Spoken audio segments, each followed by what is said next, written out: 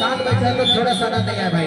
एक बार हाथ उठा करके बर्बाद बहनी मसीह में दर्ज जयकारा तो साधु दरबार की साथ साथ मीठी मीठी ताली के साथ स्वागत करना है। वो खेरवा के खेरवाइंदा ठाकुर बाबा ला जे नामन की जब मनोकामना पूरा करी। एक बार बर्बाद बहनी से निवेदन है हाथ ऊपर करके जयकारा लगाना है, साथ साथ ताली बजाना है।